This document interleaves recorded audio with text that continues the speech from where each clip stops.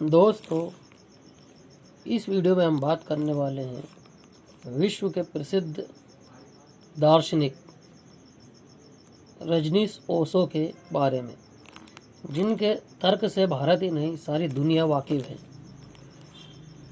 इस वीडियो में हम उन्हीं की एक पुस्तक के कुछ अंश पढ़ने वाले हैं, जिसे आप सुनिए, जो कि बहुत ही रोमांचकारी है। ओशो का कहना है कि उदय सूर्य निस किया पयाना, सुबह हो गई सूरज उगा, रात्रि भाग गई। रात्रि ने एक क्षण भी रुककर चेष्टा न की कि थोड़े पैर जमाकर खड़ी रहे।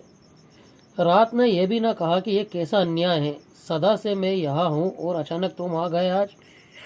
मेहमान की तरह ठीक, लेकिन मुझे घर से तो मत भगाओ।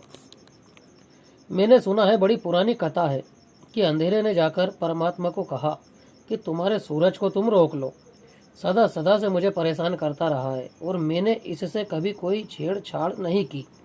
ऐसा कुछ मेरे ऊपर नहीं है कि मैंने इसे कभी सताया है या परेशान किया है या कोई दुख दिया है, लेकिन मैं सो भी नहीं पाती, विश्राम भी नहीं कर पाती और ये सुबह आकर परेशान कर देता है और फिर मुझे भगाता रहता है दिन भर। परमात्मा ने अंधेरे को कहा कि बात ठीक है, लेकिन तुम दोनों का साथ साथ मौजूद होना जरूरी है, तभी फैसला किया जा सकता है। क्योंकि सूरज की भी तो बात सुननी पड़ेगी। वह क्या कहता है, रात की सुन ली, अंधेरे की सुन ली, सूरज की भी सुननी पड़ेगी। कहते हैं इस बात को कई कई कल्प महाकल्प बीत गए। अंधेरा अब तक सूरज को लेकर अदालत में मौजूद नहीं हो पाया, क्योंकि यह हो ही नहीं सकता, ये दोनों साथ नहीं हो सकते, इसलिए फैसला अटका है। फाइल में पड़ा है, वह कभी हल नहीं होगा, वो फाइल में ही रहेगा। वो फाइल दिल्ली की फाइल है, ये हो ही नहीं सकता। कैसे सूरज को अंधेरा लेकर मौजूद होगा? और स्वभावतः जब तक दोनों दल मौजूद ना हो, दोनों पक्ष मौजूद ना हो, परमात्मा भी कैसे निर्णय करे? सूरज से भी तो पूछना जरूरी है। ऐसी मैंने सुनी है, अफवाह है कि उसने सूरज से कभी एकांत में पूछा कि अदालत में मुकदमा है, कभी न कभी मौजूद होना ही पड़ेगा। लेकिन तुमसे मैं निजी एकांत में पूछता हूँ कि क्यों अंधेरे के पीछे पड़े हो, क्यों परेशान करते हो? सूरज ने कहा, कौन अंधेरा? मैं तो जानता भी नहीं, मेरा कभी मिलना ही नहीं हुआ, मेरी पहचान ही नहीं है। किस अंधेरे की बात कर रहे हो? मैंने कभी अंधेरे को देखा नहीं, सब जगह घूम आया हूँ, अंधेरे से मेरी कोई मुलाकात ना हुई। अगर आपकी मुलाकात कभी हो जाए तो मुझे मिला देना। परमात्मा भी वह नहीं कर सकता। कहते हैं परमात्मा सभी कुछ कर सकता है, लेकिन यह तो नहीं कर सकता। अंधेरा सूरज का अभाव है, तो अभाव और भाव का एक साथ तो नहीं हो सकते हैं। मैं यहाँ हूँ या नहीं हूँ, दोनों तो एक साथ नहीं हो सकता। इस कुर्सी पर या तो मैं हूँ और या नहीं हूँ, दोनों एक साथ कैसे होऊंगा? अंधेरा सूरज का अभाव है, गैर मौजूदगी है, अनुपस्थिति है, एब्सेंस है। तो सूरज की मौजूदगी और सूरज की गैर मौजूदगी दोनों साथ साथ नहीं हो सकती। जैसे ही भीतर का सूरज उगता है, वह जो अंधेरी रात थी जन्मों जन्मों की भाग जाती है। उदिया सूर्य निष्काया पयाना, सोवत ते सब जागा।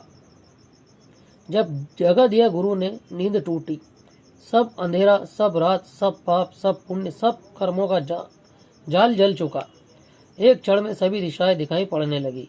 अविगत अकल अनुपम देखिया, जो कभी नहीं देखा था, जिसे कभी न जाना था।